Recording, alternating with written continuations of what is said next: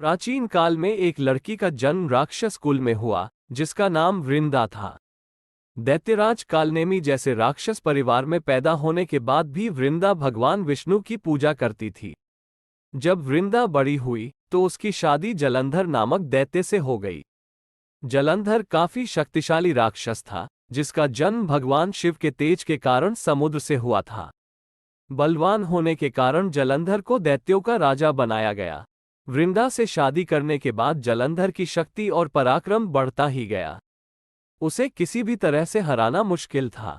जलंधर के बढ़ते अहंकार व आतंक से सभी देवता परेशान थे। जलंधर की बढ़ती ताकत के पीछे उसकी पत्नी वृंदा की विष्णु भक्ति और सतीत्व था। होते होते जलंधर अपनी शक्ति और अहंकार में चूर होकर स्वर्ग की देवियों पर काबू पाने की कोशिश करने लगा।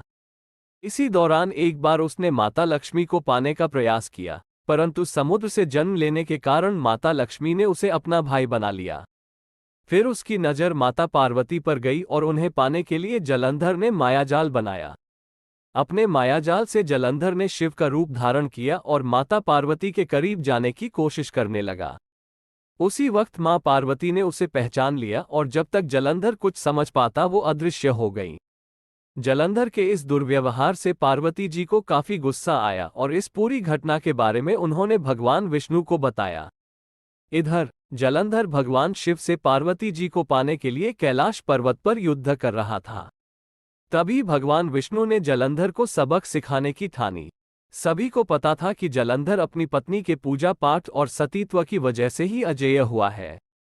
ऐसे में भगवान विष्णु ने जलंधर को हराने के लिए उसकी पत्नी का पतिव्रत धर्म भंग करने के लिए मायावी चाल चली। भगवान विष्णु एक साधु का रूप धारण करके वृंदा से वन में मिलने पहुंचे। उनके साथ दो मायावी राक्षस भी थे, जिन्हें देखते ही वृंदा डर गई। तभी भगवान विष्णु ने उन दोनों राक्षसों का वृंदा के सामने ही वध कर दिया। वृंदा ये देख समझ गई ये कोई आम व्यक्ति नहीं है। उसी पल वृंदा ने साधु से अपने पति के बारे में पूछा। साधु बने भगवान ने अपनी माया शक्ति से दो बंदर प्रकट किए। दोनों बंदरों के हाथों में जलंधर का सिर व धड़ था। ये देखते ही वृंदा बेहोश हो गई। कुछ समय बाद होश में आने पर वो साधु से अपने पति को दोबारा जिंदा करने की प्रार्थना करने लगी। वृंदा की विनती सुन उसके आंखों के सामने साधु ने अपनी माया से जलंधर के कटे हुए शरीर के हिस्सों को जोड़ दिया और स्वयं उस शरीर में समा गए। वृंदा को जरा सा भी अंदाजा नहीं था कि उसके साथ ऐसा छल किया गया है। जलंधर का रूप धारण किए विष्णु जी को वृंदा अपना पति समझकर रहने लगी। वृंदा के ऐसा करने से उसका सतीत्व भंग हो गया, जिसके बाद जलंधर कैलाश पर्वत में युद्ध हार गया। जब वृंदा को ये सच पता चला तो उसने गुस्से में विष्णु भगवान को पत्थर बनने का श्राप दे दिया। इस घटना के बाद वृंदा स्वयं सती हो गई। जिस स्थान पर वह भस्म हुई वहां तुलसी का पौधा प्रकट हुआ।